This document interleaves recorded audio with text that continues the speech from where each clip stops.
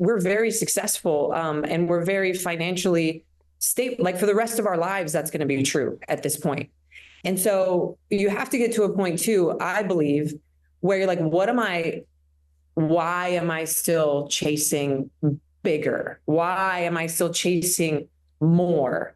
Because at this point, is it just like ego, or am I truly still trying to help people the same way that I was before? Like, I don't need more house. I don't need more this. I don't need more, and so those are questions that we've been asking ourselves a lot this last year as well. Is it's like, when we moved it, like we talked about, when we moved into that first house and we had no safety nets, and it's like, well, we got to figure out how we're going to pay for this house. The grind and everything makes way more sense. But if you're still doing that when you've got 3 little kids who want your time and attention, and you don't need the hustle to pay your bills and stuff like that, because that stuff is stable, like, what is it? Like, what are you chasing? And is it now selfish? And is it now just because you're addicted to the high of the success of it? And so we've really been asking ourselves, I shouldn't speak for Julian, but I've really been asking myself that a lot this past year too.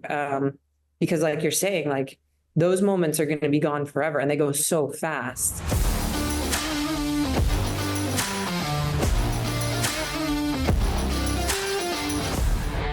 You're listening to the Born Primitive Podcast. Good morning, everybody. Welcome back to the Born Primitive Podcast. Tony, how we doing, man? Morning, Bear. Doing good. We got an 85-degree conference room we're recording in this in, but I think we can push through. Yeah, it's a little test we got today. Yeah, that's right. A little extra adversity for this episode. Yeah. This is a guest that definitely knows adversity, and we are really excited. We have Miranda Alcaraz on the show today. For those that have been in the CrossFit world, you know her from the OG CrossFit days. Competed originally in 2008, which that is as OG as it gets. Also in 2014, 2015, so 3 times games athlete. But recently, and this is something I'm really interested to get into because we love a good founder story. And, since that's kind of the roots of our company, like, it's fascinating to me to hear other stories of founders, particularly because I know the struggle and the stress that comes with that. So I'm fascinated to get into this. But Miranda and her husband, Julian, started Street Parking. A lot of you are familiar with it, but for those that aren't, it's a fitness program designed to help people with limited time, space, and equipment integrate fitness into their daily lives. So if you can imagine the term street parking, throw your car out in the street, you can hit it in your garage, and they have built a really cool community around this concept. And we'll get into it. I would imagine maybe this was not intentional in the beginning, but it's turned into an absolute powerhouse. I think, 35,000 plus members. I'll let you speak to that, but welcome to the show. Really excited to have you. Thank you. Yeah. I feel bad that you guys are in such a hot room. So we're not sweating yet. I don't have beads coming down my forehead. We'll have a nice glisten with the exactly. lighting, 30 minutes in, there might be a glisten on my forehead, but we're going to stick it out. But so let's talk street parking. And obviously we can get into CrossFit and all those other things, but I have so much respect for what you guys have built. And I've been able just to observe, one thing you've unlocked with what you guys have done from, again, this is my optic being on the outside, is just community. So walk us through the journey of street parking. How did the idea come? What was that first phase of the business? And I think we have a lot of entrepreneurs that tune into this. So like, maybe walk us through some of the trials and the difficulties, because I think there's a tendency for some people to think that like their struggles are unique to them. And from what I've seen, I have not found a single entrepreneur that isn't like, hey, 98% of the time it's absolute chaos. It's not glamorous. It's not sexy. It's stressful. There's that 2% where you get a big victory and you're high-fiving, and there's some freedom, which is good. But it's a weird freedom. Like, I can leave right after this and Tony's not going to say anything. But then over the weekend, I'm carrying a burden that maybe some of my employees are not. And there's this, so it's this weird dilemma as a founder of you have this weird freedom. You don't answer to anyone, but you also carry this burden that no one else can relate to. So to me, I kind of want to get into that. It's, that was a lot there, but walk us through, how did street parking begin, and walk us through the journey. Yeah. So a couple of the more of the backstory with my experience in CrossFit is I owned an affiliate from 2008 to 2011 in Salt Lake City, Utah. It was the first affiliate in Salt Lake City. I was a personal trainer before that and had found CrossFit randomly through the website because all the how everybody found it back then, I guess. And so I had that foundation of building community in person, and we had an amazing community at our gym. It was CrossFit 801 in Salt Lake City, and ended up selling it when I moved to California to work full-time for CrossFit. But the things that I picked up and I learned from that of like how to foster community, not just deliver a workout, has largely carried over into what I tried to create with street parking. And so before street parking, I also worked for the seminar staff with CrossFit. I worked like 300 level ones or something like that over the course of 8 years. And so I had a following because of the competition and because I was meeting 60 new CrossFitters every single weekend. So I had like a base of following, and I always identified more as a coach than an athlete. And I fell into the competing space because I started CrossFit so long before everybody else did that I was good at it just solely because I had done it longer than other people. Like I could do muscle ups before a lot of people could. And I was, more proficient at the movements and then as soon as these like collegiate athletes and all these other people started coming in, it was a different story, but just from experience. So I had a big following. I had been working for CrossFit for a really long time.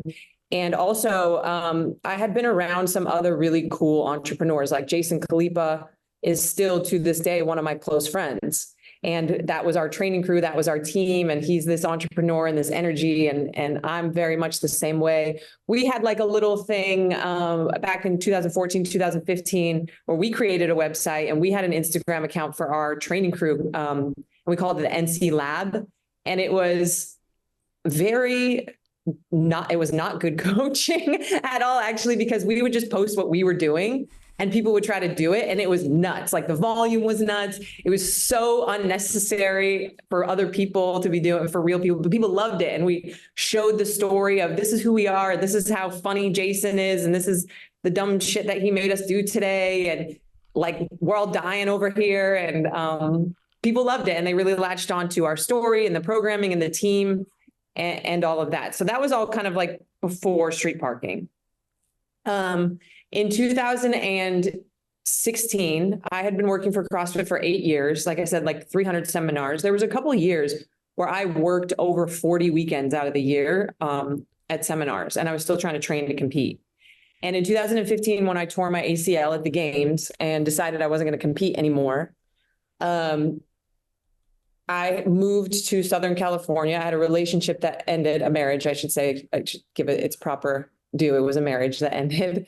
And I moved to Southern California where I met Julian. CrossFit was changing some of their infrastructure at the time, and they were changing how they were going to be paying seminar staff. There was some stuff that they wanted us to sign in contracts that kind of was like, if you create a new company while you're working for CrossFit, we partially own it. I don't remember exactly like the word, but you guys can imagine something like that. And I, being a serial entrepreneur, was like, I don't have an idea for anything, but like, I don't know that I want to sign that. And I was also in this new relationship with Julian where I was like, I know what the travel is going to do to this relationship because I saw what it did to the last one. And I don't want to travel anymore. And so I left CrossFit in October of 2016, I think was my last seminar.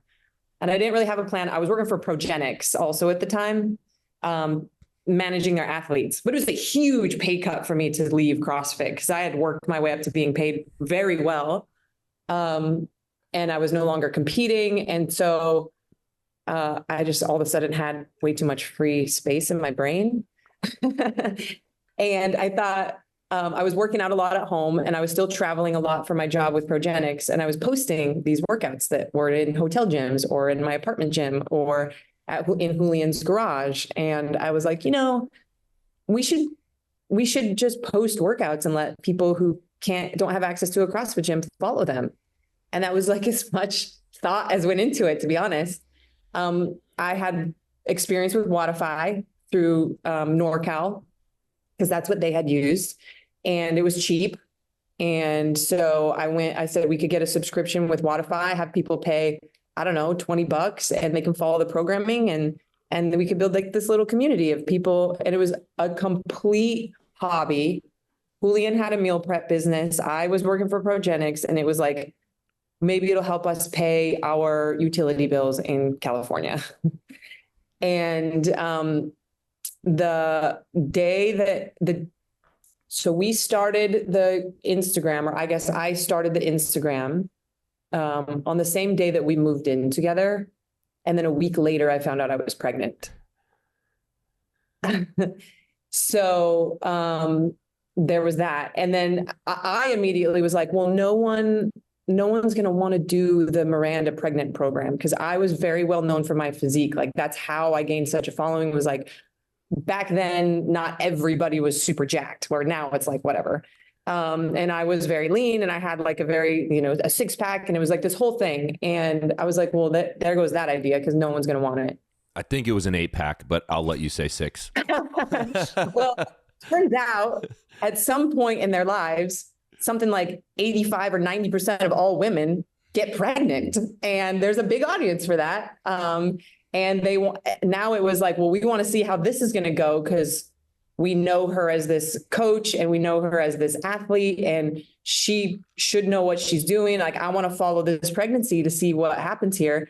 And I think, I know the street parking would not have started with the foundation that we had I not been pregnant when it initially rolled out. So we started the Instagram account, and it was just free at first. And then we let people pre-order, like sign up early. And the first workouts were going to be released on January 1st, officially on Wodify with your subscription or whatever. And we had 700 people sign up in the first month. Wow. That's unreal. And yeah. And it was like, oh, like, this is a big, we wanted 100 people. We thought it'd be cool if we had like a little clique of 100 people. And it was immediately, we're responsible for these people now. Like, we have to do a good job. Like, this is not a backyard barbecue as much as we thought it was going to be. And I also know, from being in the industry for as long as I am, and just knowing people, you can get anybody to sign up for something. Like, it's $20, whatever, I'll sign up, see what it's like. It's getting people to stay and building that loyalty that is hard, that most people don't account for. Everybody thinks about, how do I get people to join? How do I get people to join? And my mindset from the very beginning, especially when we had such a big influx, was, oh, we need to deliver a high quality product for people to stay. And look how many people trust me to tell them what to do remotely. And that was a huge, I wouldn't call it a burden at all, because it was a huge honor for me to have that many people right away sign up. Yep, I want to know what you have going on, and I trust you to deliver a good product. And to this day, I still feel that I'll say all the time, because we have members still that were signed up that first month, and sometimes I'm like, are they still listening to me? Like, what is this like? And what an honor that somebody would trust me for that long, So that's kind of the origin story of how it all got started. It's so just crazy how so many of these stories started with a fluke. You know what I mean? Like for us, It was a pair of compression shorts that my neighbor stitched while me and her husband drank a gin and tonic on the back deck. Like, that was the first ever, you know what I mean? Yeah. No intent, right? You guys were like, oh, shoot, we're doing it anyway. Let's just throw it out there. And and that's kind of scary, because I'm sure once you got 700, you realize, oh, wow, like, there's no going back now. Like, now you said you have an obligation. So you were thrown right into the fire of like, okay, this is a real business now, with no real plan. With that fire, like I said, we had just moved in together. We had only known each other for a year. I was pregnant. And it was, the fire was so much bigger, and to this day is still so much bigger than just the business. And I know that you know all about the dynamics of that. And so we were just chasing the train that was going down the track. Like, in no way were we driving it. And it can still feel that way now. Yeah, it's one of those things, like, you feel like it's still a fluke. You know what I mean? Like, I don't know if there's ever going to be a time with us, and you probably feel the same way, where you feel like, all right, I'm officially comfortable. Like, this thing is on cruise control. You always still feel like you're still proving that it's a real business. And there's some unrest there as an owner, right? Where it's like, all right, we're 10 years in, 10 plus. Like, I think I could safely be like, all right, this wasn't a fluke. I don't know. Do you have any of those? Like, does that creep into your head at all as a founder of like thinking you're going to wake up one day and it's going to be like, oh, that was just a complete fluke, and the reality would set in? I would say, and I would love to hear your opinion on this, that most successful people have a huge problem with imposter syndrome. Yes. And they're constantly trying to prove to themselves more than anyone else, like, no, like, or a lack of like worthiness, or like I still need to earn not approval, but I mean, maybe, but I'm still trying to prove to myself that this isn't a fluke. Or like, if people find out that I genuinely feel like I don't know what I'm doing with my staff here sometimes, like everyone's just going to leave. And like you're saying, like, I'm going to wake up one morning and I'm going to be figured out, and I feel that most successful people probably have that. And it's what drives you in largely unhealthy ways, probably, if we're honest. And if we can overcome that, I'm sure that there's more peace that can come with being an owner. But I feel that that's probably the case for most people. Well, yeah. And I think even as a non-founder, it's like, I think that's a human element that everyone struggles with. And I think what you just said is like, I think the resolve to some degree is that you don't actually ever solve it, but a deep awareness of it allows you then to at least not be operating out of fear and insecurity, because that then your team or people pick up on that when you're making decisions and almost have that. It's like in a relationship, there's no worse relationship than somebody who's like overbearing because they're afraid to lose that relationship. Do you know what I mean? So there's like the ripple effects of like, that's a human thing that like, I think somebody's a liar if they say, oh, I've transcended that. It's like, we all have that. That's like innate in who we are as humans. But the awareness to see that, recognize it, and then not be making decisions from that, I think sets up a healthy team and healthy relationships. Because if that starts to seep through, it's gonna have a negative effect on relationships and just decision making. Because then you're making decisions from fear rather than just a place of like almost appreciation for like, whoa, look at what this is. Look at how this is taking shape, and look at how this is building and growing. And it's that less than fear, and that over fear. And when fear starts to come in, it kind of has an eroding effect on that structure. Yeah. And I would say that I'm not the best founder, or maybe I am, or maybe it doesn't matter, but I get asked all the time, like, what are your goals for members, or how many members do you have, or what's your annual gross revenue? I don't know. We've never had, I've never had a specific member goal. Even from I guess the only time I've ever had a specific member goal is we wanted 100 members to start with. Because I have to be very careful of measuring those things and then making decisions based on how do I get to those things. Like, I think that CrossFit coming out and saying we're going to have 30 million people or whatever is a recipe to start making decisions on how to get people to sign up, versus the message and the brand and all of that. And so that's another thing is I don't even know right now. I have an idea that we're around 35,000 members, like you said, but I try not to look at that. We have people that look at that because it would be very irresponsible to not know. We have people that look at the money side and tell us it's okay. But for me and my role here has always been, are we delivering the right message? Where's the messaging? Is it still true to what our core beliefs are and who I am? Because, a lot of it has come from me. And are we still delivering a good product? And my goal has always been,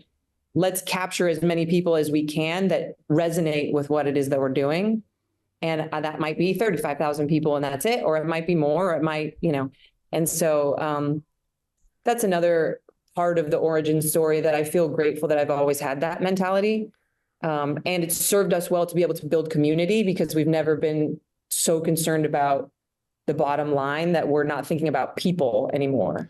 Well, that's the magic of what, I mean, you're literally describing it, but the magic of street parking is that it is obvious, and people now, and I think the internet kind of cracked this egg or this shell, is that it's obvious now when you're disingenuous. And that even that's on an individual level, if say you're just a podcaster or even a company.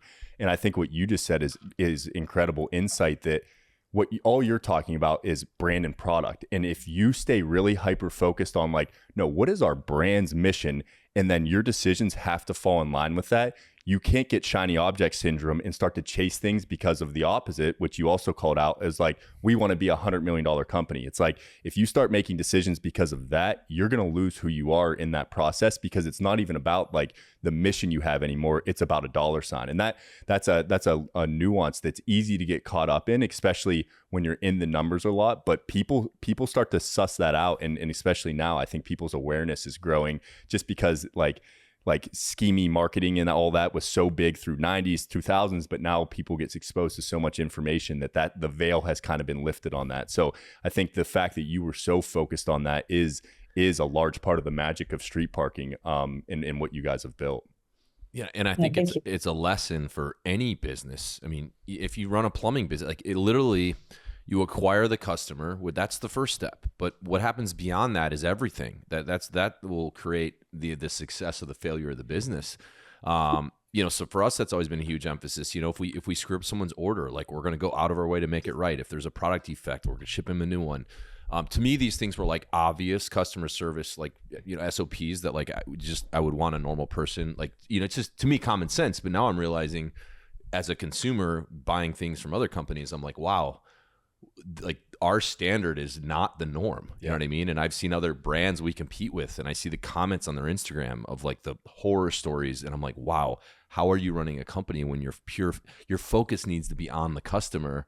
And that's so cool that like you unintentionally unlock that. And that's so cool that you're focused on the right things, because that's the irony that now it's created this wildly successful business because you focused on the right things. So I think that's just a lesson for any business, any owner, whatever, industry you're in. If you follow that guideline, you're going to end up probably being in the top 1% of whatever you're doing. Even if it's some local little company, right? That's not that big thing.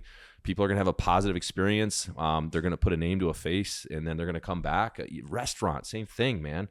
Guy comes around, or the manager comes around, taps the table. You start building a relationship. Then you go back there for dinner because you're like, oh, there's a personal vibe. Yep. So that's so cool. All right, so this was 700 members, first month, January of what year? 17. January. Okay, so we got a lot of time to. So all right, so. All right, what happens from there? And then it just slowly kept growing from there. I think I want to remember, so I was pregnant, obviously, through the first. Knox was born on August 1st. And I went on maternity leave from Progenics because I was doing both the whole time that I was pregnant. And it was just Julian and I. We had a couple of his friends, because he had already lived down there, so he knew more people than I do. And, well, actually, our graphic designer, who is here in this office right now and who lives here in Washington with us now, he also worked with me at Progenics, and he created our logo in exchange for food from Julian's meal prep business. And he was doing all of our graphic work in exchange for like meals. For months. And so that's a funny part of the origin story too, that he was there. And our photographer now, who works for us almost full time, was also working with me at Progenics and was just doing it and helping us out similarly for food. Well, I got to interrupt real quick, because that's our logo someone did that owed our web developer a favor. And I didn't even see our logo. I was stuck on an island for 35 days shooting guns. And when I came back, I had no service. Mal was like, this is the logo. And a guy did it for free. And I was like, whoa, it's actually kind of sweet. Like, all right, right on. Like, it's so funny. Here we are 10 years later, but you have a similar story. That's funny. Yeah. Yeah. And so but it was mostly just Julian and I, and we were filming all the demos. I was answering all the emails. I was adding people to our Facebook group. We were commenting on we had a commitment, and this is what I was going to talk about based off of what we were just discussing. We had a commitment in the early days and for years that anybody that tagged or used the hashtag street parking on Instagram would receive a comment back, even people who were private. So we followed all of our members.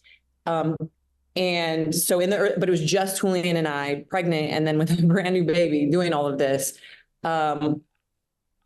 And then when I went on maternity leave, I said, if we hit 1,500 or maybe it was 2,000 members before my maternity leave is over, I will not go back. Because this is like a thing, like this is a thing that we can count on, and it's continuing to grow, and that happened. So I never returned to Progenics, to my job, and then I was full-time street parking. Not long after that, it continued to grow, and Julian sold his meal prep business, and more than anything for tax reasons and because we didn't want to raise our kids in Southern California, we were like, we got to get out of here. So that's how we ended up in Washington, was because it's a much less expensive place to run a business. And it's just a much better environment that we thought for our family. And we ended up getting married shortly right before we moved, but we still weren't even married for that whole first portion. And then we moved here, and our very first official employee was a woman who still works here now. And she was a member, and she wrote, and she's like, I see you guys are moving to Washington, and just if you ever need any help, I'm here, and I live locally, and her name is Kim. And the only thing that I noticed was this email is really well written, and I need help answering all these emails from people. Same thing, like I was so committed with this brand new baby and doing all this stuff, they have to receive a response within 24 hours. And so I would be up like all night long, doing this all myself. Julian was making all the demos and everything we made all of it on our phone. We did all of the filming and everything. We still film all of our demos on phones. So I met with her, and I allowed her to answer some support emails, but I would literally stand over her shoulder, because at that point, like, and still, anything our employees do, say, put out, respond to a member, comment, even stuff on their own social media, like you're speaking for the brand, which is essentially like my and Julian's voice. And it's tough because it's like this over controlling thing that I've had to let go of, because you can't scale all of that. Like that's not scalable. The commenting on every single post became unscalable when we found out that you can only follow 7,500 people on Instagram, and we could no longer follow our private members and see their posts. So things have had to like tweak and change, but that's kind of where, when we moved and it became full-time for both of us, was mid 2018. Well, you unlocked another thing that's so common with founders is, since you originally did everything, it is so hard to relinquish control and not, kind of be peeking over their shoulder, right? And that's something I'm still, kind of dealing with, but at least I'm more self-aware. But that's like, that's the hardest part of scaling a company when you're the original, because you're gonna all these different departments. You got a creative team, and you got finance, and all these other things. At some point it was that you were the finance person and the customer service and the creative, you know what I mean? And it's hard. That's probably the hardest thing is the business evolves, is to kind of be like, all right, I'm gonna take a step back.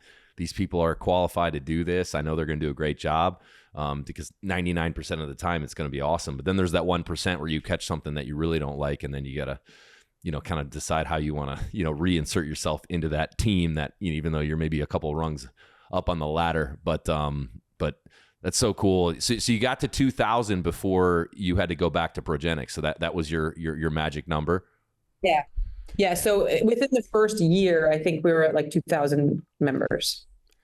Right. But when we moved, we were like getting close to like 5,000. And it was like, what? Like, I can't believe this is crazy. Like, it was nuts. We couldn't believe. And I would say that was probably the peak of this is a fluke. Like, this is going to go away. Like, we had purchased a house here, and both of us were working full-time for street parking. So there was no fallback plan anymore. That was probably the peak of like, this has to work. And probably where I was the least healthy in my workaholism, which I have, and fear-based stuff, because we burn the boats, Oh yeah. And so yeah, that was probably around that time when we moved and bought a house and all of that. Yeah, I would love to dive in a little deeper to kind of what, I mean, you just said you're a workaholic, but I have I have a 2-year-old, an 8-month-old, and another one on the way. Bear has a 3-year-old. So I'd love to talk about how that changed over time, because I'm sure right there it's like, you guys just bought a house, you're now doing it full time. You had no other option than to go all in. But as you and you have three kids, right? As you continue to have kids, and as your kids continue to get older, did you have moments where you recognize like, oh my gosh, like this is unsustainable, either from like how involved you were with the business, or just like how that was taking away time with your children? It's something we've talked about with several people on here. So I'd love for you to highlight any moments that you can recall of like, whoa, I need to either take a step back and trust the team, or I am quite literally addicted to work and it's having negative effects, although I may have convinced myself that it's positive. Yeah. I'm comfortable talking about this. So my workaholism, I've like in this past year done a lot of work with like therapy and all of that stuff to figure it out. And it comes from my childhood. My parents had some financial issues when I was little, and I had money when I was 9 or 10 because I had done some childhood acting. And my parents borrowed money from me for Christmas one year at 10 years old. And that flipped a switch in me that was like, oh, if you make money, you can take care of everyone around you. And if you're successful, you don't have to rely on anyone. And when you're 9 or 10, and my parents are amazing. I had an amazing childhood. They went through some really hard times and obviously did none of this to me on purpose. And it's the fear that we all have as parents is like, what's the thing that I did that my kid's going to be talking about in therapy? And it's going to be something for all of us. So that was my thing. And from there, that's who I've been. I've always had multiple sources of income. I've never been in a relationship where I'm comfortable with the person taking care of me. Like I detested the idea of ever being like a stay-at-home mom, because that puts you in this like, and I'm also like a driven person and entrepreneurial at heart. So there's a passion behind it too, but there's definitely that started when I was little. And yeah, I wouldn't say, and without getting into the details of it, and why I mentioned this past year is where I really processed that it wasn't until our family has hit a really solid breaking point about a year ago that I was even willing to take a step back and look at how I was contributing to some of the stuff that was going on in our home. So through all 3 pregnancies, I remember during COVID, I had our second child in May of 2020. And it was right around the time, well, obviously it was during COVID. So we had a huge influx of members, as you guys can imagine, because all the gyms were closed and people trusted me. And even gym owners were sending people to us saying like, hey, while we're closed, this is a great option. It's $20, like keep, And so I think we were around 20,000 members in 2020, but it jumped 30 like real quick. And so we had all these new people onboarding and all of this. And I was 7 months pregnant when all of this was happening. And then Banner, our second, he was born in May of 2020, right around the time, like right before the George Floyd stuff happened. And so we had all these new people, and that was great. Like COVID was great for our business. But then we have a 35,000 person Facebook group all of a sudden during an election year. And when all this stuff is happening and people do what they do on Facebook, and they realized, oh, if I post this on my personal Facebook, my 7 followers will see it, friends. If I post it in the street parking group, I'm going to get attention from 35,000 people. And they were just attacking each other. And it was, everyone was scared. Everyone was hurt. Everyone had their belief system all up in arms. And it was essentially in our gym is how I tried to describe it to them. Like, hey, you can't walk into the CrossFit gym and start arguing with people about this stuff. Like you would never do this in person. This is our gym. But I was up till like 3, 4 in the morning. I was getting emails from people saying that I needed to take a stand on certain things from both sides of the line, from police officers, from our Black members, from people that weren't either one of those things, honestly, was the most common, just a random person that wanted to, make sure that they were fighting the good fight or whatever.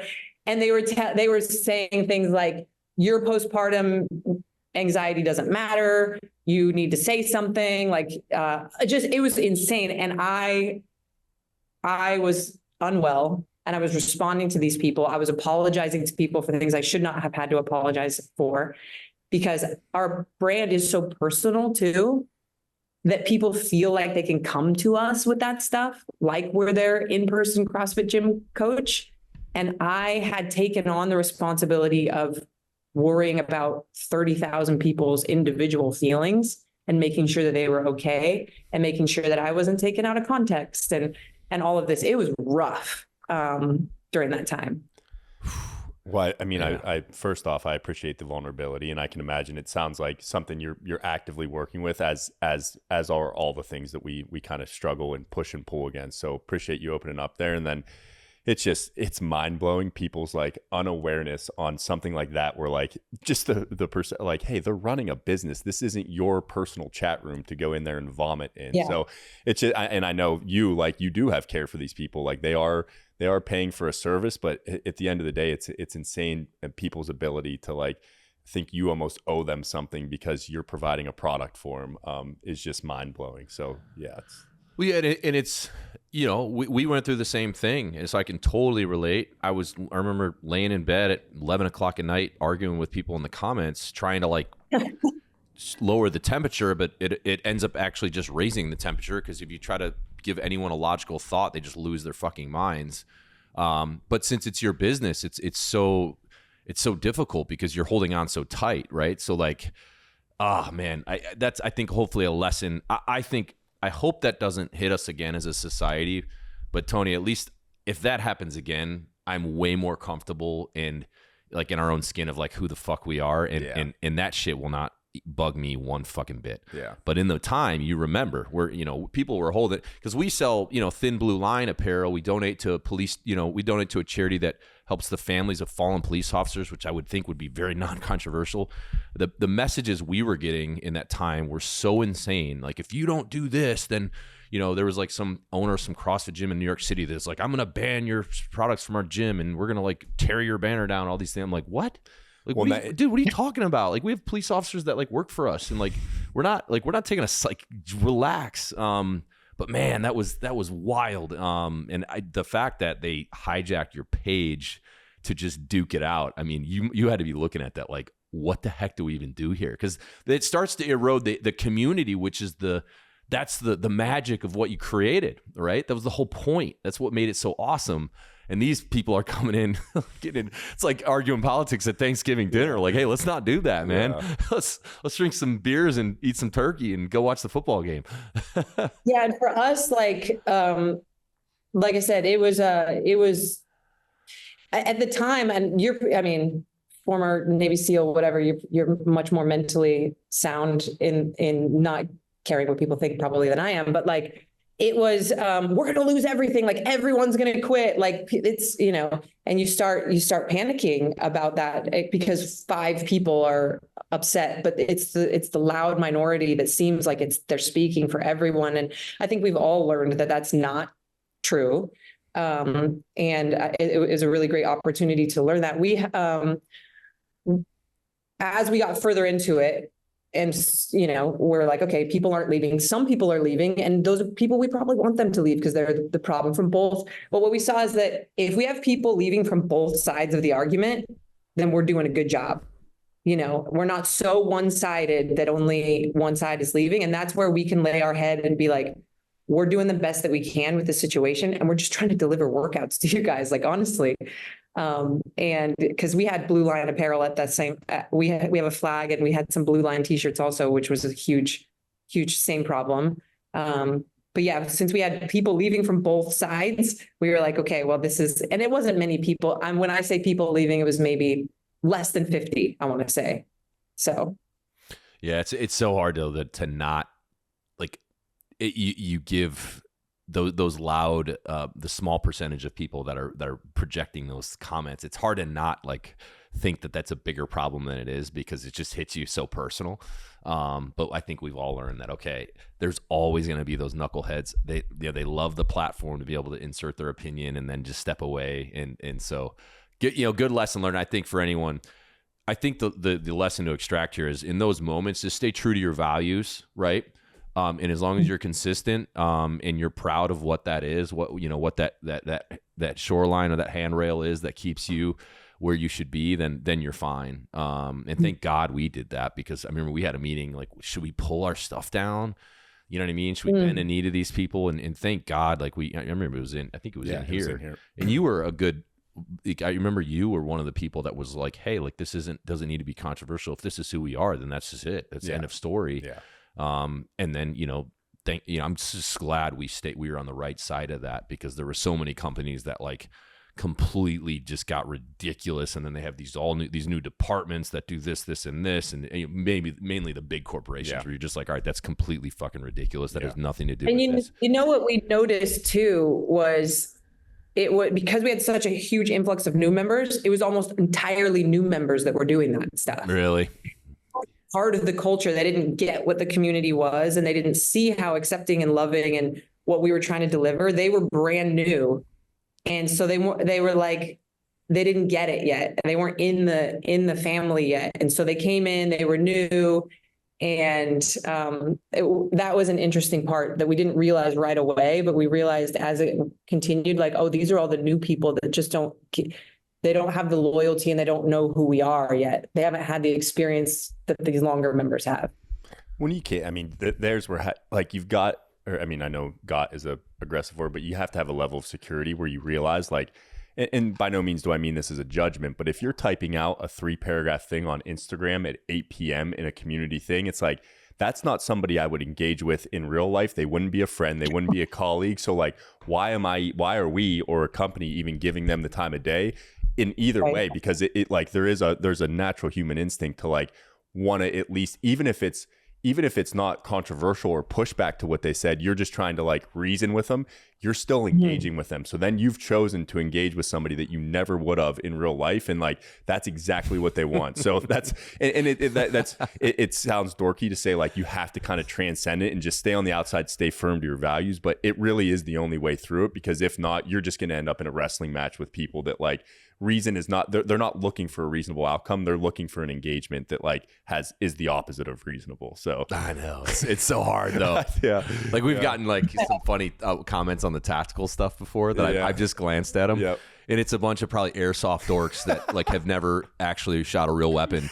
And they're making fun of the guys in the pictures who happen to be us. And like every guy in the pictures is like a former Navy SEAL.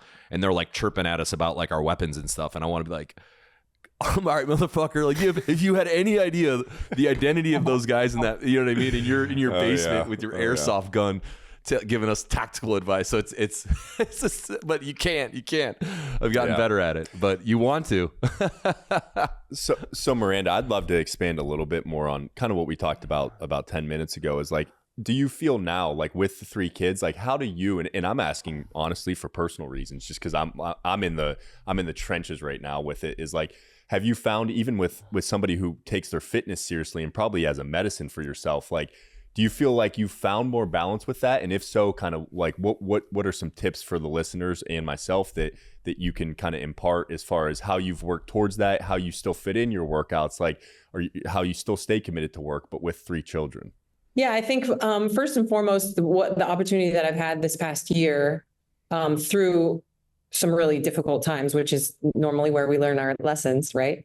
I've had to put street parking in its proper place in my life and in my heart, to where it's much more than a product. It's very much a legacy. The amount of sacrifice that I have put into fitness and gaining the respect and building the message that I have before street parking even started, all those weekends at seminars that I gave up, and my life up even before street parking, but then everything that we're talking about now, like while I'm pregnant and answering these emails or nursing my kid and talking to these people on social, like it's a huge sacrifice, and it's a legacy for me. The message is very important, and it is essentially one of my children, but also it's not a person, and it's not going to, street parking is not going to like be there when I'm dying in my deathbed. And I've had to really reprioritize like what this actually is for me, and it's helped a lot.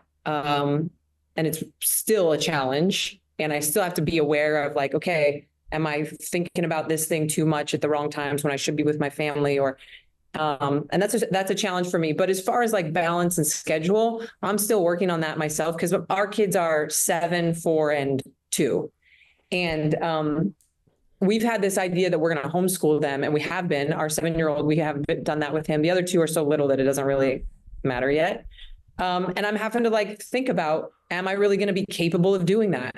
And what are the alternatives? And I'm such a, I can do everything, and I'll just not sleep, and I'll just, grind away. And it's not sustainable, nor is it open me up for a life where there's moments of joy, where I'm not running in a million miles in different directions, And so having to not lower my standards, but change my mindset around certain things that I thought were like, no, it has to be this way, and this has to be this important, and this has to happen this way.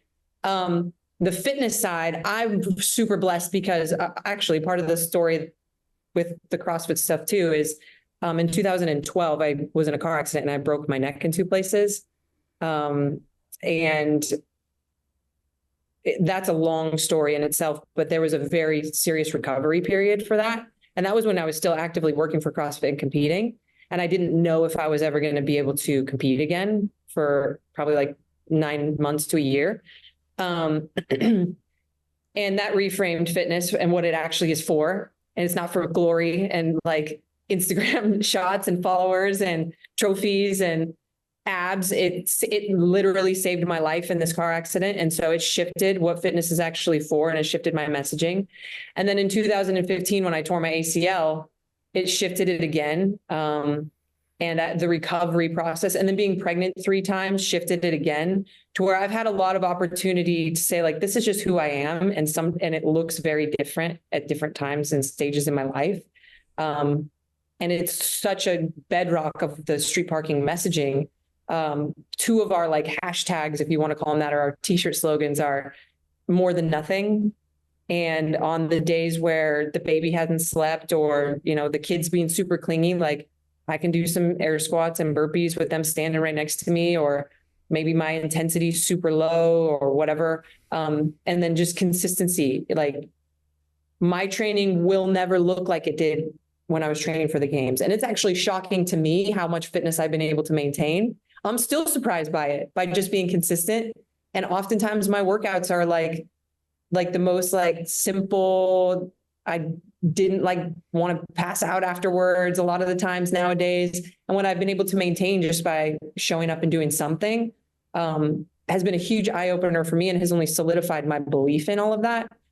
And I think people that come from like you guys and the training that you've done in your life, or competitive athletes, we have this belief of like, it has to be gnarly all the time, and it has to be long, and it has to be a huge commitment and a huge sacrifice, or it's not worth it. And it's just not true. And I'm lucky that I got to find that out at different stages before I got to the stage that I'm at now. And when those times open up and I have friends around, and we're going to do Murph, or I remember last year on my birthday, I randomly wanted to do Fran. Why? I don't know. And I was like, oh, let's just do it. I just turned 41. Like, let's let it rip and see what happens. And you do it, but it doesn't have to be that way anymore, because that puts so much pressure on what fitness is supposed to look like in your life. I don't know if that answers your question, but yeah. And did you on the team, something we've talked about with several entrepreneurs, and I actually had a mentor who he's older, he's an older gentleman, but has bought and sold several businesses. And he said something to me that I found very interesting. And this was a couple of years ago, but he said, I didn't become an entrepreneur until I sold my first business. And I was like, well, what do you mean by that? And he's like, I was so emotionally, and like my ego was so attached to that business that like I'd convinced myself this will be my business for my whole life. Then when I sold that one, like my knowledge base, it was like it got unlocked and it expanded, and I was able to do several things at once, but it didn't happen until I was able to detach from that first one. And he's like, that was like an unlock for him. So why I say that is like, Did you have an aha moment there where like, oh, whoa, I can take a step back and things like street parking still going to succeed. The team members are still going to like pick up or not even slack, but they're still going to get the job done. Did you kind of have any moments like that where you kind of realized like, oh, I convinced myself I needed to like be here and grind. And that was actually just like, almost like you said, like an addiction of sorts. Yeah, I would say it's no, I'm stubborn, and God is like, okay, well, it was no different than me tearing my ACL to be taught the lesson of this is not like you need to move on from competing like you're 30 whatever years old, and like this is it. And until it was, my lessons come more forcefully in my life. Like and crisis, so yeah. a year ago, our family, and it's, went through something very difficult on a very personal level to where it was forced upon me to reevaluate. So I wish I could say that I read a book or had to listen to a podcast or had a meditation moment where I was transcended all of that. But that's not typically how I learn. I'll write it until the wheels fall off and then put it back together is typically how it goes for me. And again, I think that's probably true of many successful people, because we just get so committed to things and you're just in it, and you're just, and especially with how this all started and how our family was growing at the same time and everything, there's no time to even process or like think about. And I think that that's something that I wish I was doing more, is taking space and like, hey, I'm going to go and just not work and just think by myself or whatever. And I was never doing any of that. I was pregnant or breastfeeding up until 3 months ago. Since 2016, I have been pregnant or breastfeeding this whole time, and on top of everything else. And so, yeah.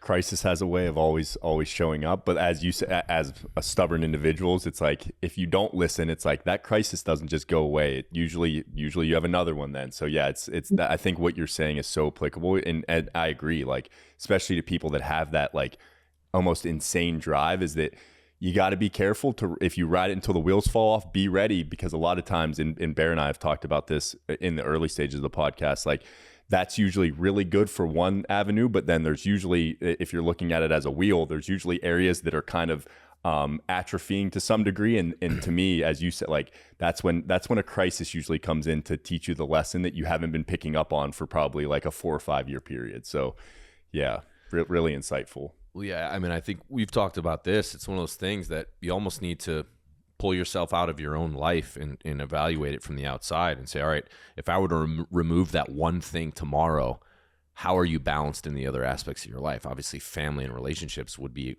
an area you'd want balance. So if like we were to pull street parking tomorrow and you were to grade yourself, those are conversations I think we should have internally. For sure. Because those moments can come, if it's a professional athlete, right? Like a NFL guy, and all of a sudden, all right, your career's over. How's the rest of your life looking? If you haven't been indexing in those other areas, you're going to have a real crisis. But if you've been watering those other areas, it's like, all right, right on. This chapter closed, but hey, I'll rebalance, but things have been, good to go. And I think that's the dilemma. Because as you know, Miranda, like being an entrepreneur and building something from nothing, in my experience, it can produce a lot of collateral damage in other areas of your life, relationships. Mal and I started this together. We're divorced now. Major part of that is because we're both maniacs and we were running a business together, right? And neither of us could turn it off ever. You know what I mean? Vacations, no. Our laptop's out. We're still rocking. And so yeah, did that approach create a successful company from nothing? Yes, but was there collateral damage? 100%. And I think that's just the hardest thing to balance. And there's no right, answer, and there's no book you can read that'll tell you how to do that.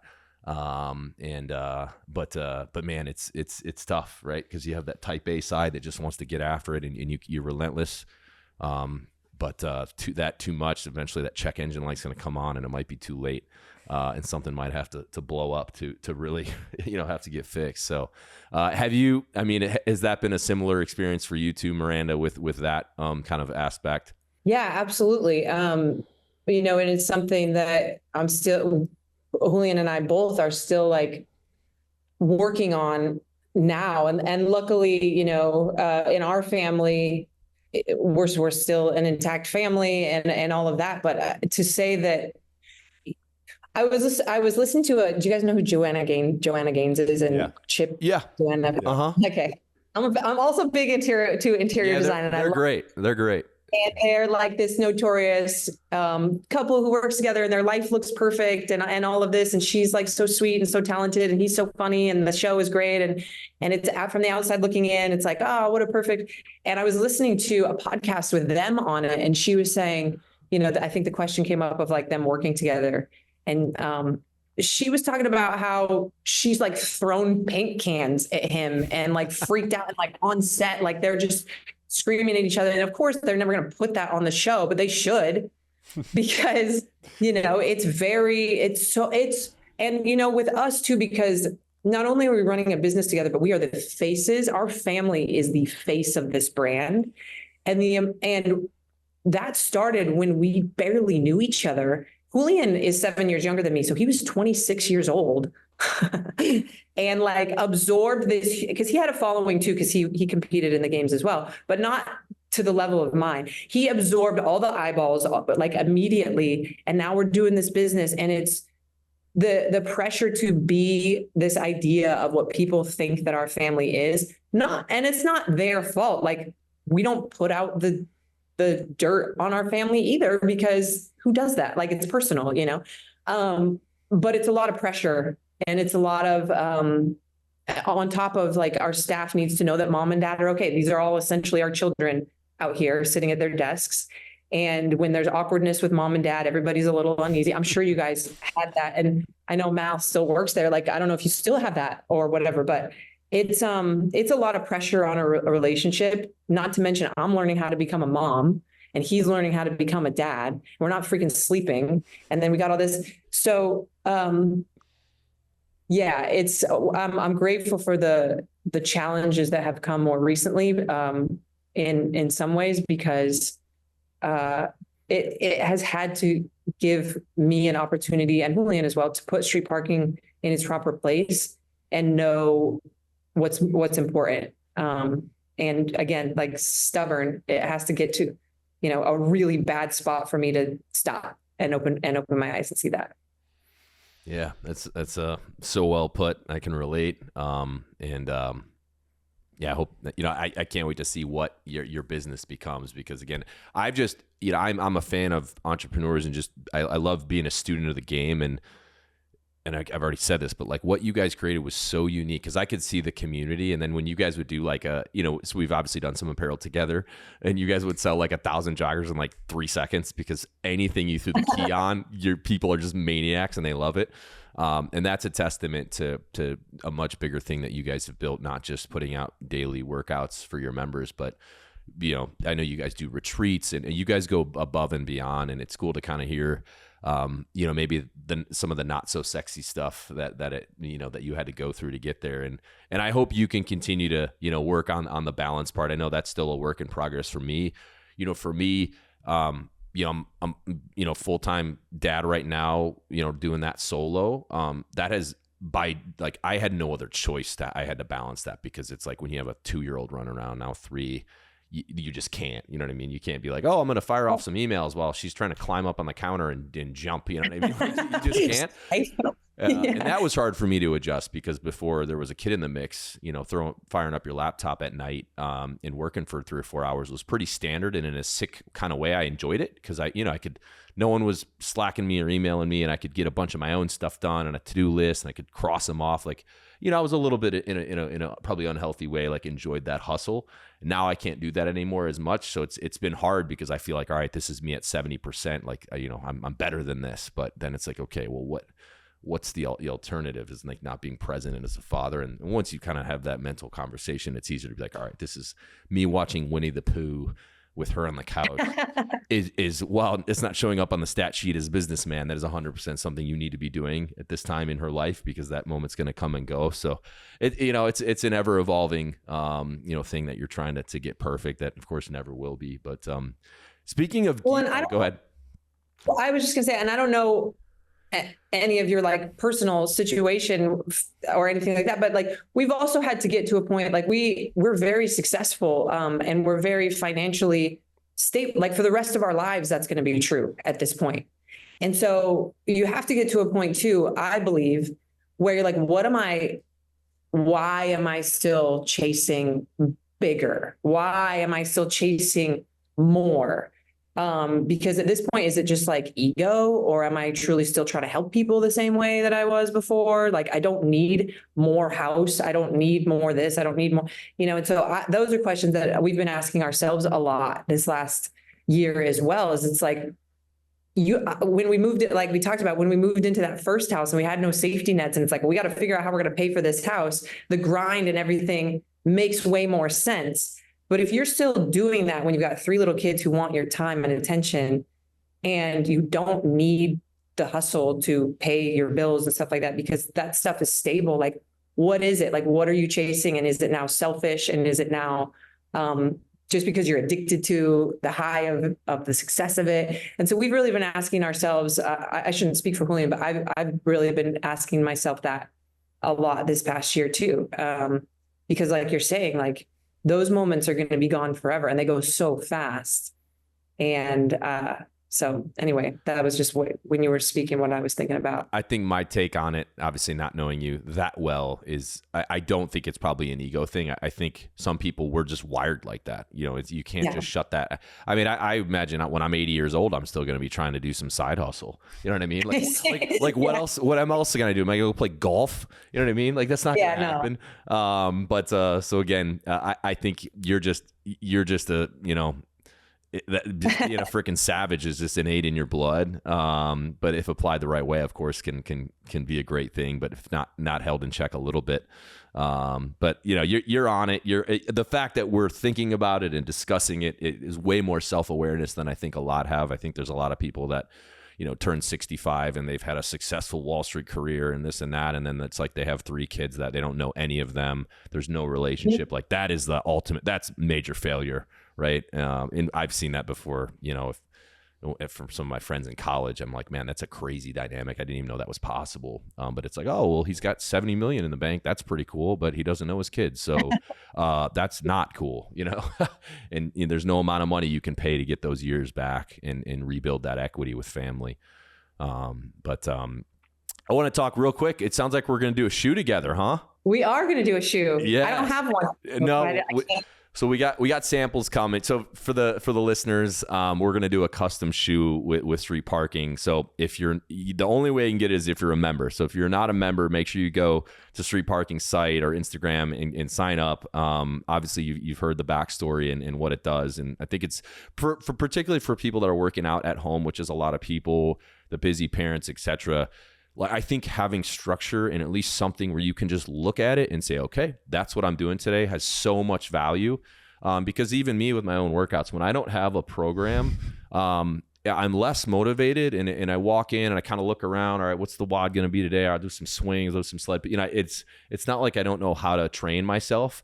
But there's so much to be said when you have structure, and I think what you guys do provides that. So if someone's listening and you're kind of in a rut and you do train at your house, go sign up, and that will then allow you to buy the shoe that we're going to make. And I think your members are going to go nuts for this thing. What do you think? We put a key on anything and they go nuts for it. It's Street Parking. The other thing that's cool about it is it kind of started out very Fight Clubby, like this is like a secret society, because it wasn't a. And so they were like, and it's so big now that people know what it is, and it's not that as much, but still, like, people, there's this saying that we have in our community, it's street parking in the wild, and they will wear their gear. We've produced a ton of t-shirts and stuff like that at this point, and they'll wear their gear to Disneyland, to the airport, to Costco, whatever, like, in hopes that they will see other members and they look for that key. And so when we put a key on anything, people are all about it, and they love representing the brand, because again, they're not wearing it to be like, look at the workout program that they do, but it's tied to the message of, I'm a person who doesn't give up regardless of the circumstances. I'm going to show up and I'm going to do something. And it might be burpees next to the bathtub while my kid's in there, but this is who I am. And it's a belief system, and they love to represent that. And you guys have that too within your brand. And it's such an important thing. So, yeah. Yeah, we're stoked. I think the samples are coming, and I know you guys have 2 colorways you're choosing from. If you want my opinion, I think the gum bottom is going to look. So do I. Okay, all right. So we're on the same page. I think because the other one is what, a gray bottom or a white bottom? Yeah, I like the gum The bottom. gum looks so clean, and with the yellow, we're going to put the key on that inner heel. I think it's going to be pretty badass. So more to follow on that. We'll obviously link up offline and go through all that, but super stoked to be doing that. I think, your members, if we hype it up right, will be really stoked. And if you listening want to get in on this, you got to be a Street Parking member. So there's your, there's your incentive. Get on it. Final thoughts, Tone?